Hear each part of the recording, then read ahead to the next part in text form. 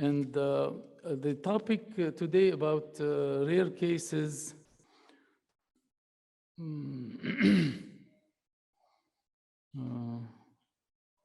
Okay. Is there a pointer in this thing here?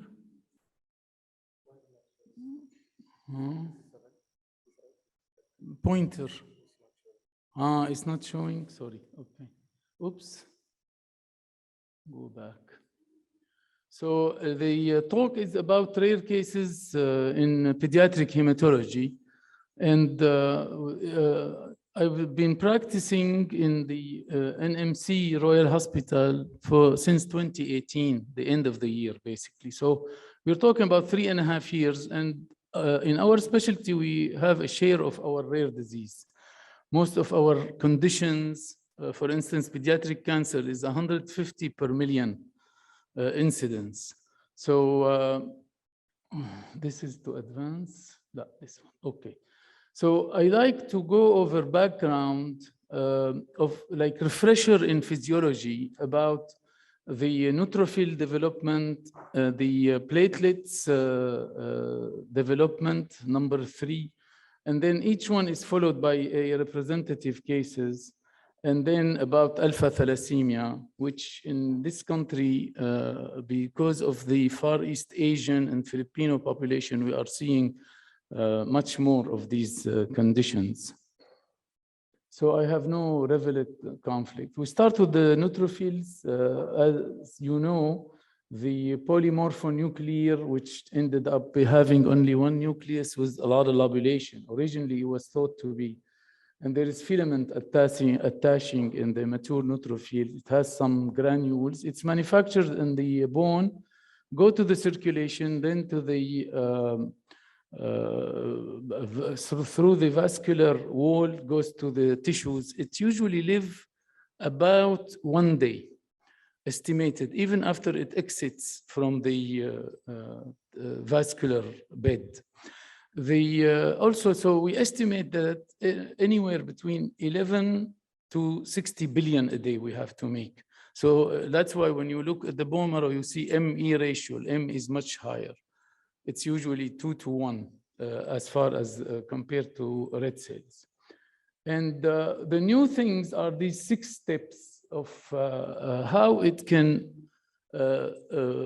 transfer from inside the, after the blood vessels to the tissue where the inflammation is. And basically also it has a newly discovered technology or mechanism of tethering to slow itself down with the flow of the blood inside the cell.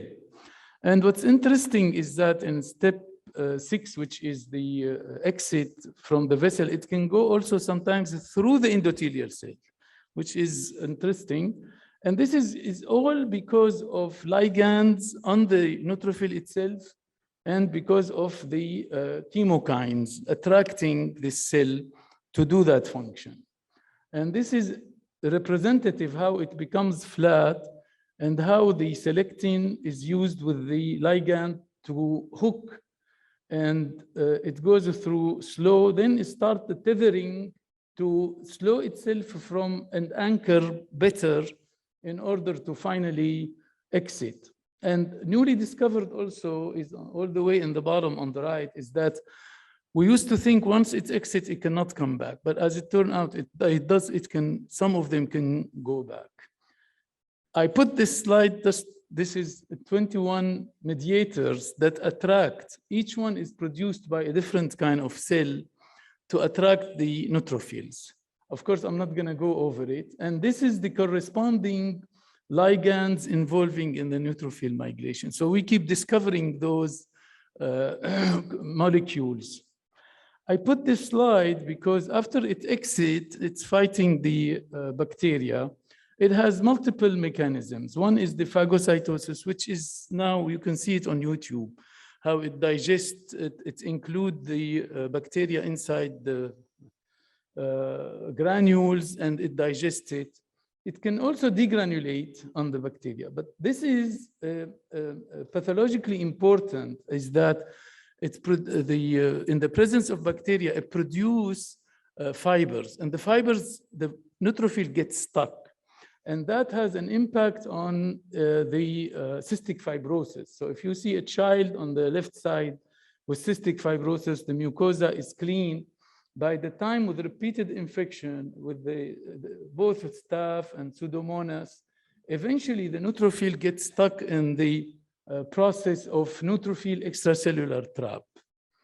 And this is a representative where they took cystic fibrosis neutrophils and they cultured them, and you don't see, and then they stain it with the fiber and the other one, and they introduce the bacteria, and you can see this process clearly.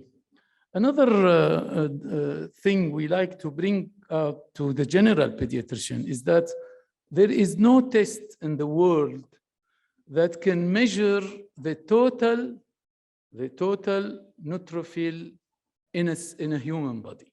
Nobody can measure what is the total neutrophil. Or what we are measuring is what we call the circulating pool. We all know that from the days when we used to treat asthma by subcutaneous slow-acting epinephrine, susfrine. I don't know if somebody survived that era where that was, you give 3 susfrine, patient doesn't respond, then status asthmaticus, you admit the patient. So basically, we know that after 15 minutes from epinephrine subcutaneously, the neutrophil count double. So you have on the marginating, on the blood vessel wall, 50%. There is other pools. One is the hematopoietic pool. There is a mitotic pool, maturing pool. Then you have this, then when it exits, it has what we call marginating pool inside the lungs and the kidneys and the liver, okay? This first case is extremely rare. There is about 18 cases discovered in the whole world. But I use it because for the general pediatrician, eventually we'll have some take-home message. So basically, she presented as an ITP, 26-month-old, sorry, I'm starting with the WBC case, which is a Coastman patient.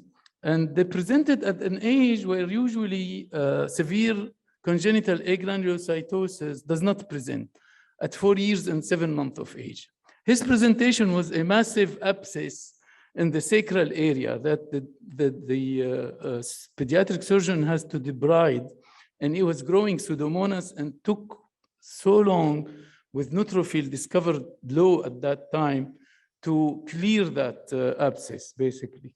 And he had some other admissions, and he had a whole exome sequencing looking for the ELANE and the HAX genes, the most common, causing severe congenital neutropenia.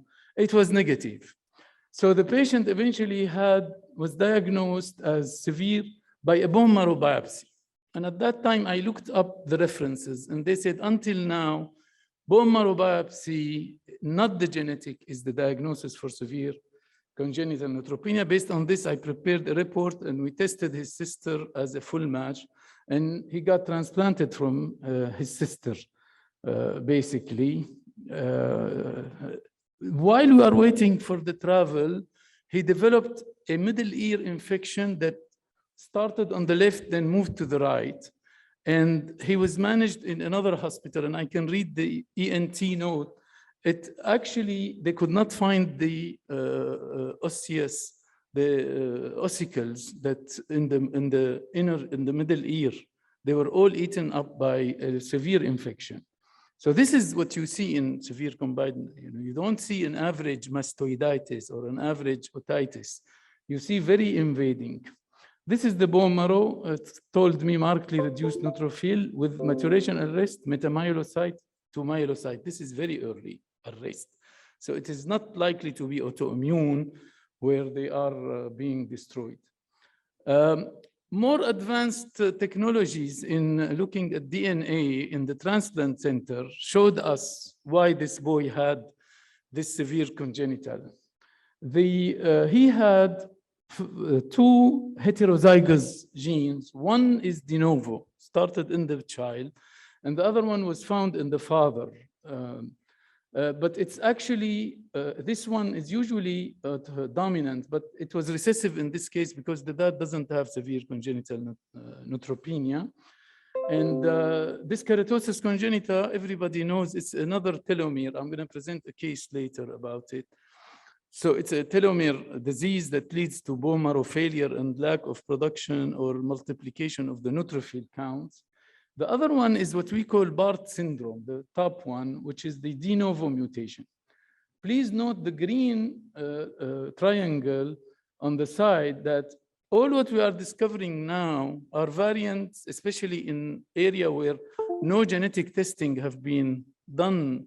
We don't have a big library of UAE or Far East Asian. Mostly we have European and American library of DNA. So they are describing them as variant of uncertain significance. And I'm pretty sure that the genetist will talk about how we read DNA. It's very important. This one is not classified as, there is a software that predicts that this one is pathologic, but not enough cases has been reported. This is what a variant. So I take variant seriously when I see it. Now we move to the platelets, and then we found a new, of course, the megakaryocytes are the one make, this is an ITP patient. So you see low platelet count. And we found that early on in the differentiation, there is an overlap between the stimulating to the red cells and the platelets. So the burst forming unit, BFU, and the colony forming unit, both of them make a megakaryocyte that starts immature, then mature. Then the new also discovery is how the platelets are produced by something called proplatelets. And the proplatelets basically, as you see in the diagram up there, are projected into the blood vessels, and they have the ability to multiply themselves and produce platelets inside the blood vessels. This is an electron micrograph picture of these proplatelets, and this is the fluorescent. This is a diagram just to show you that inside the blood vessel, it can multiply and start making platelets also under different stimulation. We have to talk a little bit about misdiagnosis in thrombocytopenia. This is an article where they found 113 patients, 63 female, 53 male, and they found that majority turn out not to be ITP. They ended up being either an infection or autoimmune disorder, plus rare causes. So this is the 26-month-old I was talking about patient, came to us. The ANC was very good. The platelet count was 26,000. Not very impressive excess bruises. They were less than 3 centimeters. They brought me the CBC from another hospital, and 2 minutes into the consult, I saw the MCV was very high. So this is not ITP. This is some kind of early marrow syndrome, either Fanconi. So I looked at the patient thumbs, and she had mild valgus. So I told them, your daughter, I usually don't do the bone marrow on ITP, but your daughter needs a bone marrow tomorrow. The bone marrow showed total aplasia, only 5% cellularity. It has already failed. So that's a bone marrow failure syndrome. So we sent her to the genetist, Dr. Ayman, Jazallah Khair, and he told us that this is the diagnosis, this keratosis congenita reverse syndrome. It's extremely rare. So basically, first case, this is the what we call a group of telomere biology disorders. And every transplant center, when they have aplastic anemia, they run these tests just to be sure they know what it is. Because after you fix the production, you do the bone marrow transplant, this particular girl is at risk for other cancers, like adult cancers, lung cancer, breast cancer, colon cancer. So if you see the TIN2, 20% of the telomere have that mutation, like this patient. And 22% has the enzyme, the telomerase enzyme. Those telomeres are parts of the chromosomes on every side that preserve our chromosomes and protect them. And if they are mutated, then there will be malfunction, subsequently what we call a bone marrow failure syndrome. So basically, this is the report from Tuam Hospital in 1992, and that's where the name of the syndrome came. Dr. Tay Reves at that time was working in Tuam Hospital. And it was a Sudanese boy, together with Professor Ghazali. She is very famous genetist in the UAE from United Arab University. And basically, they described this 6-month-old Sudanese who progressed quickly to aplastic anemia and passed away. The Germans looked at this syndrome and they found only 18 cases. None of them survived more than 12 years, basically. So they strongly recommended bone marrow transplantation. Our patient now is in Turkey seeking bone marrow transplantation. Of course, she is the first baby, so they don't have full match sibling. The case number 3 about thrombocytopenia congenital is a full-term born with thrombocytopenia. And we worked him up in Tawam Hospital and he was positive for platelet-associated antigen thrombocytopenia, meaning the mother's platelets are negative and the baby's platelets, like his father, positive, equivalent to Rh incompatibility. And so we treated him with immune therapy, but the problem is that his thrombocytopenia persisted. So they sought opinion in UK and in Mayo Clinic, and they came back. And with this bone marrow report in Mayo Clinic, markedly decreased. If it's destruction, the megakaryocyte should not be decreased. Every time I get decreased megakaryocyte, I keep worrying about a thrombocytopenic patient. So we sent the cytogenetics on this patient, again, the double heterozygous and the, the variant of unknown. So the first one, the double heterozygous, is the patient, it's called mastel. It's actually an autosomal dominant, and it causes thrombocytopenia, just a correlation. We don't know exactly the mechanism. The second one is very famous, which is the Bernard Soulier gene. So he was double heterozygous for this. Case number 4 is his brother. He was born, so immediately we did a bone marrow on him and we sent the genetics, and he was identical to his brother. So when it's time to give him his immunizations, luckily they respond very well to thrombopoietin agonist injections. We call it N-plate. So so the mother will bring him, say, he has an injection tomorrow, give him Ishar and N-plate. So we give it subcutaneous. Next day, he gets a procedure or circumcision, or we got him through the procedures. So a little bit in 90s, this is the inherited platelet disorder discovered. And then in the 2006, this table.